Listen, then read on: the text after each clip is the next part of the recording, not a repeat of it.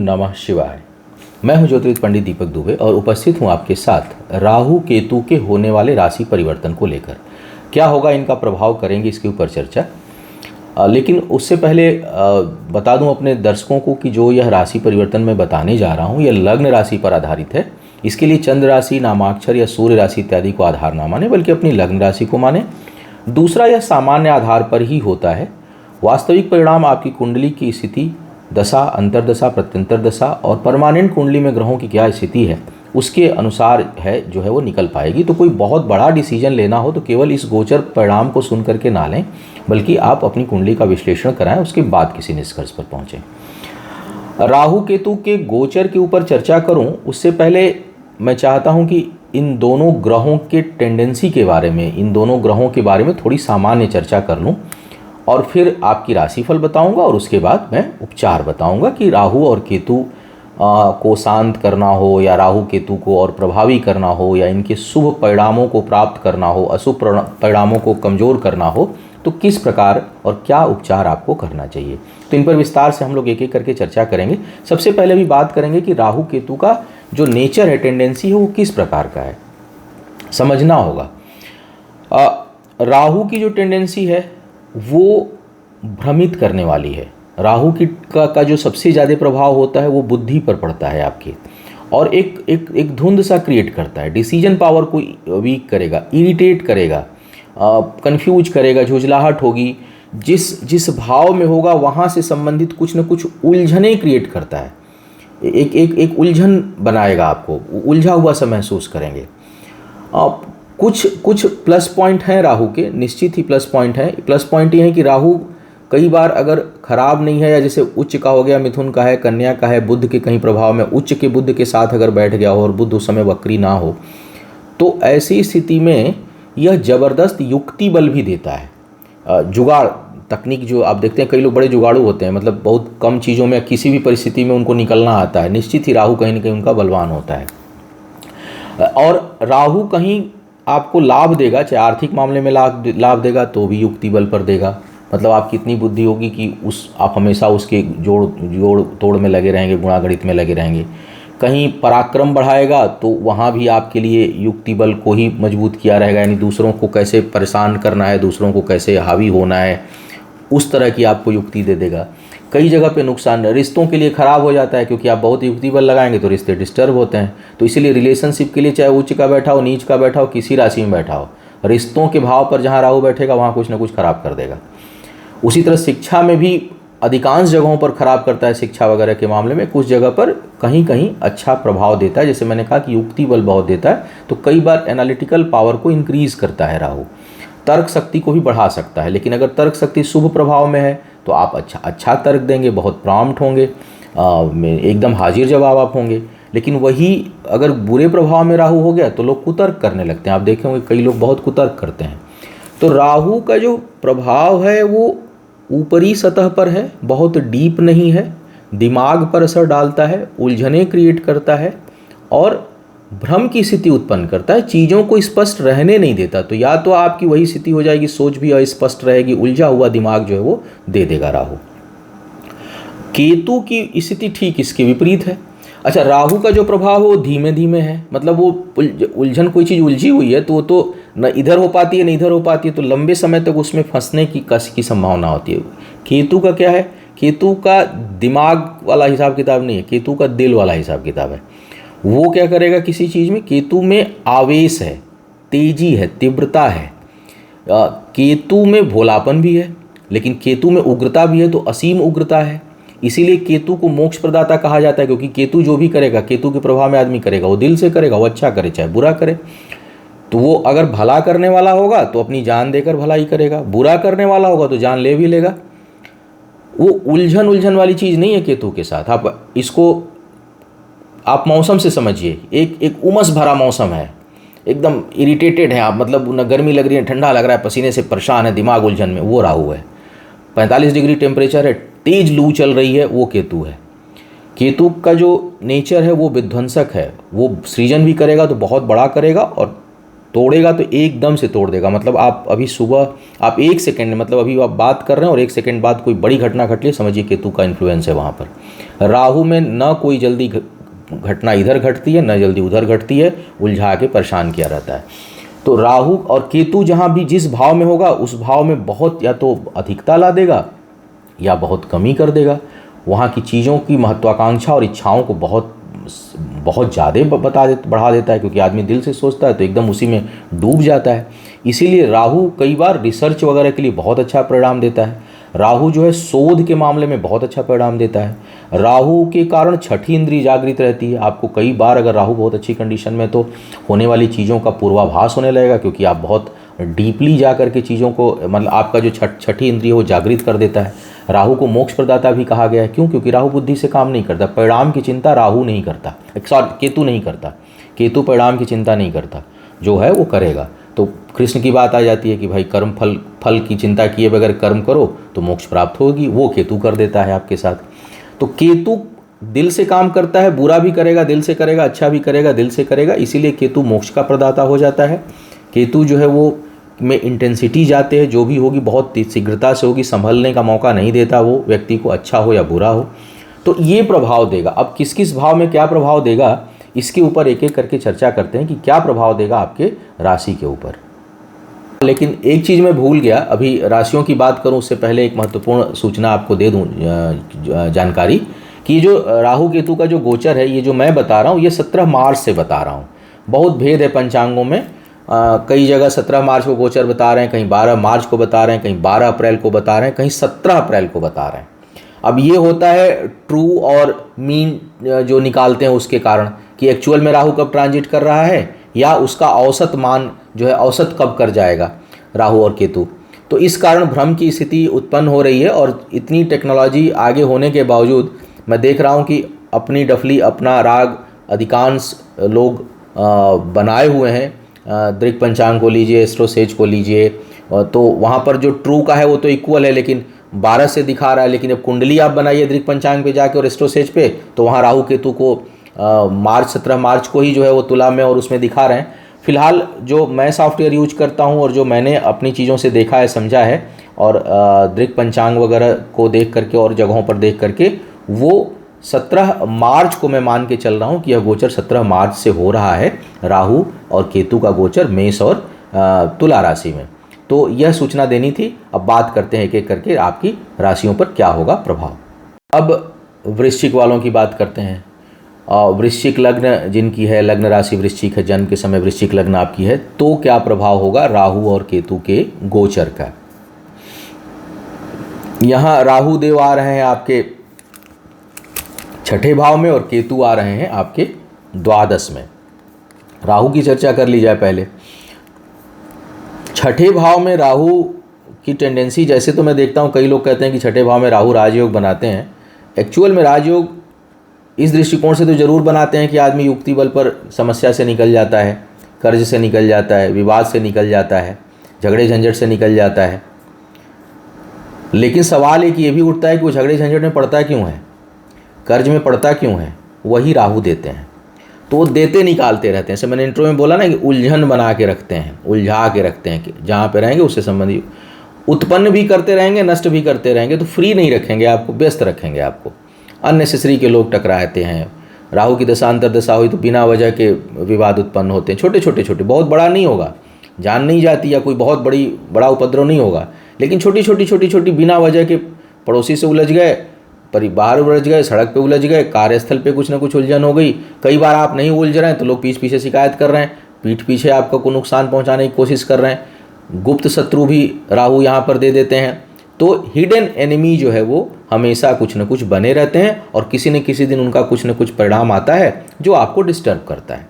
आपको एहसास हो जाता है कि भाई कोई हमको, तो ये एक उलझन उत्पन्न करेंगे। कर्ज वगैरह लेने से बचना चाहिए। कई बार इन्फ्लुएंशियल कर्ज लोग ले लेते हैं, राहु 6ठे भाव में होता है तो कोई स्कीम आ रही है, चलो कोई टेंशन नहीं, ले लेते हैं। कोई चीज़ है अचानक आया, अरे बड़ा पसंद आ रहा है, कोई बात नहीं बाद में देखा जाएगा, ले लेते हैं। ये टेंडेंसी राहु उत्पन्न करता है और फिर उसमें उलझा देता है आपको। तो थोड़ा सा अनावश्यक जो है वो कर्ज इत्यादि लेने से बचें, अनावश्यक विवाद से बचें। राहु यहाँ पर दीर्घकालिक जो है वो पेट और एलर्जी से संबंधित बीमारी भी दे सकता है, क्योंकि शनि की भी नीच दृष्टि जाएगी और दोनों लग्नेश के परम शत्रु हैं। तो थोड़ा सा स्वास्थ्य के मामले में राहु यहाँ पर परेशान करेंगे, और वह जो बीमारी होगी बहुत बड़ी तो नहीं होगी, लेकिन कुछ दीर्घकालिक समस्या जो लंबे समय तक और परेशान करने वाली जो बीमारी होती है, जिससे कई बार होता है कि हम बिस्तर पे भी नहीं पड़े होते हैं लेकिन इरिटेटेड रहते हैं दिन भर, उस तरह की समस्या राहु यहाँ पर आपको दे सकते हैं। तो राहु का यहाँ कोई बहुत शुभ परिणाम नहीं है। कुछ अधिकांश बहुत से विद्वान ये बोलते हैं कि भाई राहु यहाँ राजयोगकारी है, पता नहीं, मैं उससे सहमत नहीं हूँ, क्योंकि मुझे लगता है कि जो समस्या से आप निकलते हैं, जहाँ पर ये राजयोग कारक है, जिन समस्याओं से ये निकालता है उन समस्याओं को देने का कारक भी यही होता है। तो दे करके निकालने वाली ये रणनीति उत्पन्न करता है कि प्रॉब्लम देगा फिर निकालेगा, प्रॉब्लम देगा फिर निकालेगा। तो ये टेंडेंसी आपको उलझा के रखती है। तो राहु का प्रभाव शुभ नहीं। अब केतु देव को देखा जाए, केतु जो है वो द्वादश में है, तो द्वादश के केतु को बहुत अच्छा माना गया है, मोक्ष कारक माना गया है। लेकिन जिस राशि में है, यहाँ पे धर्म से ज़्यादा सुख, उपभोग, विलासिता, ऐश्वर्य, इन चीज़ों पर आपका धन खर्च होगा। यात्राएं जो है वो दोनों प्रकार की होंगी, आनंद देने वाली भी होंगी और ज्ञान देने वाली भी होंगी। तो यात्राओं से, चाहे वो स्थान परिवर्तन हो, कहीं नौकरी के कारण जगह बदले, या ऐसे सामान्य यात्रा करें आप, तो उसमें ज्ञान में भी वृद्धि होगी और आनंद में भी वृद्धि होगी। तो केतु यहाँ पर थोड़ा आपके लिए शुभ परिणाम देंगे द्वादश में आने के लिए। बृहस्पति अच्छे हैं अगर आपके, तो थोड़ा सा, क्योंकि बृहस्पति नहीं, दृष्टि नहीं जाएगी इस साल में, अगले साल जाएगी दृष्टि, तो उसमें शुभता और आएगी। लेकिन फिलहाल जो परिणाम देंगे केतु, वो अपना ही देंगे, क्योंकि केतु के ऊपर और शनि की थोड़ी दृष्टि जाएगी। लेकिन यहाँ पर शनि का बहुत प्रभाव नहीं आ पाएगा, बल्कि केतु के कारण यात्राएं, शुभता, उसमें महत्वाकांक्षाओं में वृद्धि, सुख सुविधाओं के प्रति इच्छा, उस पर धन खर्च, और ज्ञान और आनंद दोनों की प्राप्ति केतु यहाँ पर आपको देने वाले हैं। अब बात करते हैं उपचार की, कि राहु और केतु से संबंधित उपचार के। अब उपचार की बात आती है तो मन में यही भाव होता है कि खराब है और नुकसान पहुंचा रहा है, तभी उपचार होगा। किसी बीमारी का ही उपचार होता है। यहाँ पर जो राहु संबंधी, राहु या केतु को उपचार से भी अच्छा मैं शब्द अगर बोलूँ तो ये कहूँ कि उसको शांत करने का, अगर खराब है तो, या अगर शुभ भाव में है या नहीं भी है, वो उसकी दशा अंतरदशा चल रही है, तो उसके शुभत्व को कैसे प्राप्त किया जाए, जो उसके अच्छे गुण हैं उसको कैसे प्राप्त किया जाए, या अपने खराब समय में वो उतना खराब परिणाम ना दे, शांत रहे, उसके लिए क्या उपाय किए जाएं। तो इस पर चर्चा करूंगा राहु और केतु दोनों के लिए। और एक देखिए, जैसे मैंने कहा कि राहु और केतु दोनों उलझने उत्पन्न करते हैं। दो तीन तरह की स्थिति होती है। उपाय जो है ना, जैसे पहली बात तो उपाय ज्योतिष का हिस्सा नहीं है, इस बात को स्पष्ट रूप से आप समझ लें कि उपाय जो है वो ज्योतिष का हिस्सा है ही नहीं। उपाय, उपचार जो है वो अलग अलग हिस्सा है और वो जोड़ कर बनाया जाता है। जैसे कि एस्ट्रोलॉजी टेस्ट रिपोर्ट है, तो जो मेडिसिन है वो उपाय है। अब टेस्ट रिपोर्ट में उपाय तो है नहीं, वो तो बता देगा कि भाई ये चीज़, ये तत्व आपके बॉडी में ये बढ़ रहा है, ये घट रहा है, और इससे होने वाली रोग की संभावना ये है, फिर इसमें ये रेमेडी होगी। अब रेमेडी में अलग अलग पंथ हैं, एलोपैथ कुछ बात करेगा, होम्योपैथ कुछ बात करेगा, आयुर्वेद कुछ बात करेगा, नेचुरोपैथ कुछ बात करेगा। तो उसी तरह से जो कुंडली जो हम देखते हैं, वहाँ पर किस ग्रह के प्रभाव के कारण यह समस्या उत्पन्न हो रही है या होने की संभावना बन रही है, ये तो ज्योतिष बता देगा। उपचार के लिए अलग अलग विधियाँ हैं। हम लोगों में चूँकि मंत्र उपचार को सर्वोपरि उपचार कहा जाता है, तो एक तो मंत्र के द्वारा आप शांति कर सकते हैं या उसके शुभत्व को प्राप्त कर सकते हैं। दूसरा, चूँकि पृथ्वी के हर चीज़ के ऊपर ग्रहों का प्रभाव मतलब एनर्जी का प्रभाव, ऊर्जा का प्रभाव। ग्रह कोई भूत प्रेत नहीं है कि वो आके एकदम से खड़ा हो जाएगा। हर चीज़ में कुछ न कुछ एनर्जी है। वो किस तरह की एनर्जी से इन्फ्लुएंस हो रहा है, वो ग्रह हो गया। तो अब चूँकि हम लेते क्या है, हमारे पास एनर्जी किस चीज़ की, खान पान से एनर्जी आ रही है। तो खान पान में किन चीज़ों से हम परहेज करें कि उस प्लैनेट से संबंधित एनर्जी जो है वो घटे या बढ़े। तो खान पान के द्वारा भी आप चीज़ों को कंट्रोल कर सकते हैं, विशेष करके से बीमारी में बहुत काम आता है।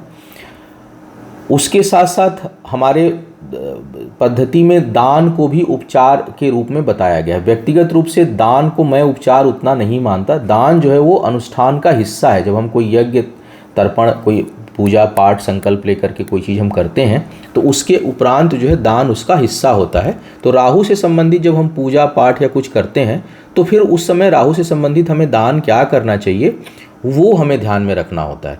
दूसरी बात ये होता है कि दान का मतलब होता है किसी चीज़ को देना, और एक जगह ये भी होता है कि हम उसे त्याग भी रहें, हम उसका प्रयोग ना करें। से कई बार होता है ना कि आप जो कहते हैं दान के लिए निकालें तो इसको खाना नहीं है, आप करते हैं ना। कई पहले तो कन्यादान भी लोग करते थे, हालांकि कन्यादान को लेकर के भी अब कॉन्सेप्ट बहुत लोगों का बदल रहा है। तो हम वहाँ पानी नहीं पिएंगे, या होता है कि आप हम चलो ये चीज़ ना मैंने दान पे मंदिर पे देने के लिए बनाया, तो आप उसमें से निकाल के खाते नहीं हैं। यहाँ पर अगर लार्जर स्केल में जो मुझे समझ में आता है लॉजिकली देखा जाए तो दान का यहाँ पर कुछ मतलब ये भी है कि आप जिस चीज़ का दान करें उसका प्रयोग मत करिए। जैसे राहु का ही ले लिया जाए कि राहु के प्रभाव से अक्सर एसिडिटी और पेट से संबंधित समस्या डिस्टर्ब करती है, आपको गैस्ट्रिक की सीवियर प्रॉब्लम राहु क्रिएट करता है। तो खट्टे, और राहु के दान में खट्टे चीज़ों का दान है। खट्टी चीज़ें इसका मतलब कि मत खाइए, परहेज करिए, दान कर दीजिए और उसका प्रयोग मत करिए। तो दान का मतलब यहाँ पर एक तो है कि भाई उन चीज़ों से परहेज करिए, उसको दूसरों को खाने को दीजिए या दान स्वरूप दे दीजिए कहीं धर्मस्थल पर। दूसरा है कि जब आप पूजा अनुष्ठान करते हैं तब उसको दान दे दीजिए। तो कुछ कॉन्सेप्ट क्लियर करता हुआ चलूँगा तब बात करूँगा। अब एक एक राहु की बात अगर किया जाए तो राहु के उपचार क्या हो सकते हैं। राहु का तो एक तो हम बीज मंत्र का प्रयोग कर सकते हैं, अगर हमें राहु का जप खुद से करना है तो ओम रांग राहवे नमः, ये जो है रांग जो है वो बीज मंत्र है। राहु का नाम लेकर के नमः प्रणाम करते हैं। राहु को प्रसन्न करने के लिए जो है राहु के मंत्र का जप आप कर सकते हैं, जितना अधिक आप कर सकें। अगर कम से कम पूरा उतना तो नहीं होता तो प्रोफेशनली अनुष्ठान आपको कराना पड़ता है। खुद से करना चाहें तो आप बुधवार और शनिवार के दिन कर सकते हैं, और ज़्यादा करना है तब तो रोज़ करना होगा उसकी मात्रा को, तो इस मंत्र का जप कर सकते हैं। एक चीज़ ध्यान रखिए, कई बार हम लोग टेंडेंसी भी देखते हैं कि राहु का जो इफेक्ट आ रहा है वो किस सेक्शन में आ रहा है। अगर राहु का इफेक्ट करियर को रिलेटेड आ रहा है आपके जीवन में तो उसमें राहु की पूजा तो एक आध बार आप करिए, रोज़ मत करिए, लेकिन गणेश जी की पूजा आप रोज़ करिए। शिक्षा में बाधा अगर उत्पन्न हो रही है तो वहाँ पर राहु की पूजा शांति एक आध बार करा दीजिए, उसके पूरे मंत्रों का जप अनुष्ठान और उससे संबंधित दान, लेकिन नियमित पूजा माँ सरस्वती की करिए, माँ भगवान गणेश की करिए, क्योंकि उससे शुभता आएगी। और बुद्धि, मैंने कहा ना कि बुद्धि बल को कमज़ोर करता है, तो हमें किन चीज़ों को पाना है जो बुद्धि को इंक्रीज करे। अच्छा, राहु अगर खराब है तो बुद्ध को मजबूत करने का उपाय करिए। एनर्जी कौन सी लीजिए खान पान में, हरी चीज़ों का, हरे चीज़ों का सेवन करिए, हरी सब्जियों का सेवन करिए, जूस का सेवन करिए, फ्रूट का सेवन करिए, हरे बाग पार्क में जा कर के टहलिए, हरे रंगों का प्रयोग करिए अगर बुध मार्केस नहीं है तो। और राहु को कमज़ोर करने के लिए, राहु के प्रभाव को कम करने के लिए, बुध की एनर्जी बढ़ानी है तो अच्छी क्वालिटी का पन्ना बहुत काम करता है। बस ये ध्यान रखिएगा कि कर्क लग्न ना हो, क्योंकि कहीं कहीं बुध बहुत इरिटेट करते हैं। अगर शत्रु के साथ संबंध हो जाए तो, शत्रुवत हो जाए तो वहाँ परेशान करेंगे, फिर वहाँ काम नहीं करेगा ये। तो ये रत्न पहनते समय हमेशा जो है वो ये ध्यान रखिए कि हम किसका पहने। लेकिन एक सामान्य चर्चा चूँकि कर रहा हूँ, इसका मतलब ये नहीं कि सभी लोग पन्ना तुरंत धारण कर लें, थोड़ा सा कुंडली का विश्लेषण करा लें उसके बाद लें। लेकिन पन्ना बहुत काम, यहाँ मैं उपचार की बात कर रहा हूँ तो ये बात बोलूँगा कि पन्ना बहुत काम करता है। जनरली गोमेद, कहीं राहु बहुत उच्च का होकर के बैठा है आय के स्थान पर, पराक्रम के अनुष्ठान पर या दशम भाव वगैरह में, तब गोमेद सूट करता है राहु की दशा में, आपको जो है अप्रत्याशित लाभ दे सकता है। अन्यथा गोमेद राहु की दशा में अवॉइड करें। मैं देखता हूँ कि कोई भी लग्न हो, कोई भी राशि हो, राहु की दशा चल रही, बहुत से लोग तुरंत गोमेद रिकमेंड कर देते हैं। गोमेद पहनना नहीं है, हर जगह राहु की एनर्जी को बढ़ाना नहीं है, हर जगह राहु की एनर्जी को नहीं बढ़ाना है बल्कि उसको शांत करना है। तो गोमेद आप पहनिए नहीं, बल्कि पहनिए पन्ना, और बहुत एक्सेप्शनल केसेस में गोमेद धारण करना चाहिए, अन्यथा गोमेद दान कर दीजिए। शनि मंदिर पे दान कर दीजिए, गणेश मंदिर पे दान कर दीजिए, ले जाकर के दान कर दीजिए बुधवार को या शनिवार को। राहु संबंधी दान जैसे मैंने कहा खट्टे पर, बाकी सब शनि संबंधी दान, काला कपड़ा, काले तिल, उड़द, ये सब चीज़ें जो है राहु से संबंधित है। फलों में खट्टे फलों का प्रयोग आप राहु के दान संबंधी कर सकते हैं। और इसमें सबसे जो कारगर होगी वो होगी राहु शांति के लिए पूर्ण अनुष्ठान, उनकी पूजा, और उसके साथ साथ भगवान गणेश की पूजा अगर बहुत बाधा आ रही है। राहु कहीं वाद विवाद, कहीं मारक की स्थिति में उत्पन्न हो रहा है, कई बार बहुत खतरनाक हो जाता है, वैसे में काल भैरव की उपासना करिए। भैरव की उपासना, भगवान भैरव का दर्शन बहुत लाभकारी होता है और राहु के प्रभाव को कमज़ोर करता है। केतु की बात कर लिया जाए। केतु में जो कलर यूज होता है वो मल्टी कलर यूज होता है। जब केतु में दान होगा, इसलिए केतु के दान में कंबल बताया जाता है, कई कलर हो, मल्टी कलर हो, वो कर सकते हैं। बाकी चीज़ें काली आप कर सकते हैं, काली चीज़ों का प्रयोग कर सकते हैं। साथ ही साथ अगर केतु में बर्तन वगैरह करना हो तो कांच का करिए, ग्लास जो शीशे के बर्तन होते हैं उनका दान जो है वो, खट्टे फलों का दान आप यहाँ भी कर सकते हैं। केतु के प्रभाव में केतु से संबंधित ओम कें केतवे नमः मंत्र का जप कर सकते हैं आप रेगुलर। केतु का पूर्ण शांति अनुष्ठान करवा सकते हैं। केतु संबंधी दान मैंने बताया कि सब राहु की तरह ही होता है, लेकिन केतु उसमें कपड़ा जो प्रयोग करें वो मल्टी कलर कपड़ा प्रयोग करें। केतु की दशा अंतर्दशा हो तो उन मल्टी कलर के कपड़े का प्रयोग खुद ना करें। केतु के लिए जो धातु है, जो क्षमा करिएगा, जो रत्न है वो कैट्स आई है, लहसुनिया कहा जाता है। उसको भी तभी आप पहनिए जब केतु बहुत शुभ भाव में हो और एकदम कीर्तिदायक स्थिति में हो रहा हो और बहुत लाभ देने वाला हो। अन्यथा लहसुनिया का दान करिए। और केतु की स्थिति में भी पुखराज ज़्यादा काम करता है। केतु अगर मजबूत हो तो मंगल के रत्न को मत पहनिए, मूंगा वगैरह, वो उतना कारगर नहीं करेगा, बल्कि वो झटके से अगर नुकसान है तो और तगड़ा नुकसान करा देगा।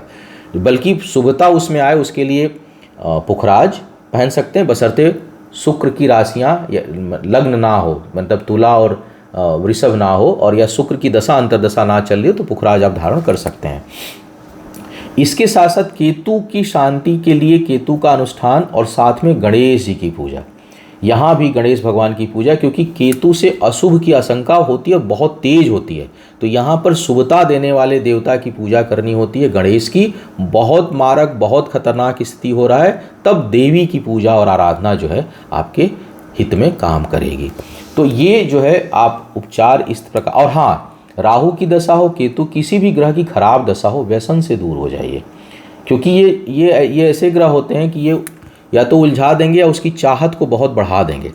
तो आप एक की जगह मतलब उसमें 4 गुना ज़्यादा आप उसको प्रयोग करने लगेंगे। तो बेहतर है कि उससे क्विट कर जाइए अगर दशा वगैरह आने वाली है या है तो। ऐसे भी नहीं करना, लेकिन कई लोग शौकिया करते हैं तो वो बुरा भी नहीं है, कोई किसी प्रकार का अगर थोड़ा बहुत आप कुछ कर रहे हैं अपने शौक के दृष्टिकोण से तो। लेकिन जब दशा अंतर्दशा खराब हो या वैसे हो तो भैया एकदम दूर रहिए, क्योंकि ये घटना दुर्घटना को भी आमंत्रित करेगा और साथ ही साथ यह उसको बढ़ा देगा, क्योंकि इच्छाओं को इंक्रीज करता है, उलझनों को बढ़ाते हैं सब ग्रह, तो समस्याओं को और बढ़ा देते हैं और इच्छाओं को भी बढ़ा देते हैं। तो आप उसमें फंस के उलझ के रह जाएंगे, शुभता और बढ़ जाएगी। ऑरा जो है वो पॉजिटिव करना जरूरी होता है। तो इस प्रकार से आप राहु और केतु को शांत कर सकते हैं। मुझे उम्मीद है कि आप इस राशिफल और केतु राहु के उपचार के कारण आपको मार्गदर्शन मिला होगा। आपका आने वाला समय शुभ हो, आयु, आरोग्य और ऐश्वर्य की वृद्धि हो। इन्हीं शुभकामनाओं के साथ आपसे विदा लूँगा। पुनः मुलाकात होगी किसी नए विषय पर। तब तक के लिए मुझे आज्ञा दीजिए। ओम नमः शिवाय।